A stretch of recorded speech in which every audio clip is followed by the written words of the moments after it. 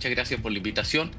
A ver, todavía no tenemos mucha claridad más allá del hecho que habrían sido bombarderos furtivos B-2, pero del inventario de 20 de estos aviones que parecen un triángulo, digamos, tienen una plataforma de triángulo, la Fuerza Aérea norteamericana, como te digo, tiene 20. Algunos de ellos estaban volando sobre el Pacífico, parece ser que distrajeron un poco la atención. Estos otros habrían atacado, no se sabe cuántos, pero se considera que, al menos el anuncio de Trump, que va a hablar ahora en unos momentos más, plantearía que la planta de enriquecimiento subterráneo de Fordow y las instalaciones subterráneas de Isfahan y Natanz habrían sido destruidas. Por lo tanto, hay un cierto grado de seguridad que se habrían utilizado bombas GBU-37, las perforadoras de búnker, de las que tanto se habló hace algunas semanas atrás. Fernando, también preguntarte aquí, Sofía, desde el estudio, ¿cuál crees que va a ser la reacción por parte de Irán? Ya se había advertido que iba a haber una peligrosidad si es que Estados Unidos se involucraba directamente en este conflicto. Algunas fuentes iraníes hablan que todavía no se confirma cuál es la afectación real que tuvo este ataque en estos 3 sitios nucleares. ¿Cuál crees que podría ser la respuesta por parte de Irán? Ya había dicho que incluso podría atacar bases estadounidenses en la región, bases de quienes apoyaran a Israel en estos ataques. ¿Qué es lo que podríamos esperar por parte de las autoridades iraníes en las próximas horas? A ver, como la cadena de mando iraní está fuertemente afectada, ha muerto una cantidad importante de comandantes experimentados, es básicamente impredecible las decisiones que puedan tomar, sobre todo porque no hay certeza de quién está prevaleciendo en el mando. Uno tiende a pensar que los radicales religiosos y el propio Ali Khamenei van a querer efectivamente responder, particularmente con ataques terroristas y quizás, digamos, ataques con cohetes de artillería, grupos proxy, a las distintas instalaciones que tiene Estados Unidos dispersas en el norte de Irak, el este de Siria y en Jordania. Pero lo más probable es que haya también una respuesta importante en un lapso un poco más largo, digamos, algo que equivalga a lo que en su momento la muerte del primer comandante de Hezbollah, que fue respondida con el ataque a la AMIA en Argentina. Por lo tanto, podemos pensar ataques mayores en un mediano plazo.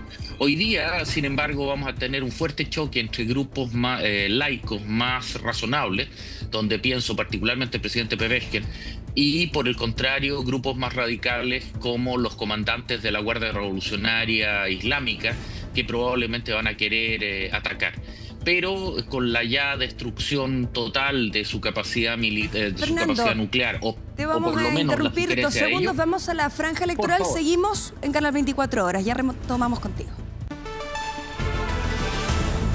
Estamos en nuestra transmisión atentos también a lo que ha sido la entrada de Estados Unidos a la guerra entre ataque de Irán e Israel. Estamos con Fernando Wilson, también académico de la Universidad Adolfo Ibáñez. Te preguntaba, Sofía, ¿cuál podría ser la respuesta de Irán?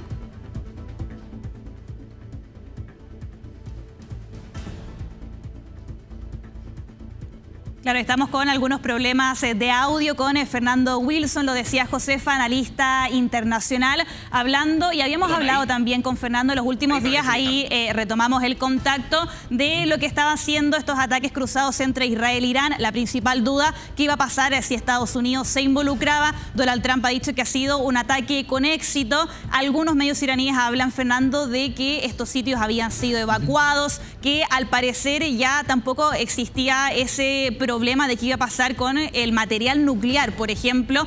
¿Cuál crees tú también que podría ser la afectación en ese ámbito, que se ataque sitios nucleares finalmente? A ver, en el caso de particularmente Fordow es poco, porque al estar bajo de 80 metros de piedra, queda sepultado y en su propio cofre autocontenido, digamos. Natanz e Isfahan, que son instalaciones menos profundas, pudiera ser eventualmente algún problema, pero recordemos que en general no estamos hablando acá de reactores propiamente tales, un Chernobyl, por decirlo de alguna forma, sino que más bien centrífugas de refinación.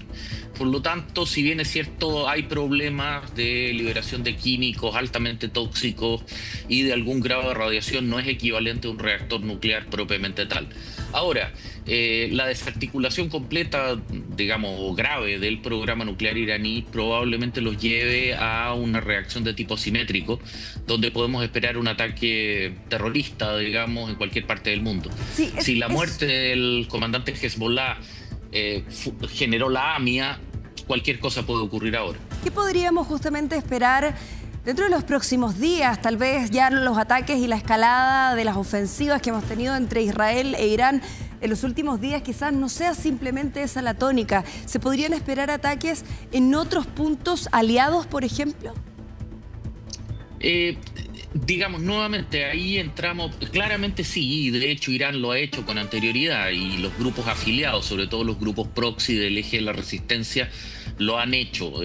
Ataques a discotecas o clubs en Turquía, que son frecuentados por personal norteamericano, ataques en Francia, en el norte de Italia, en Alemania.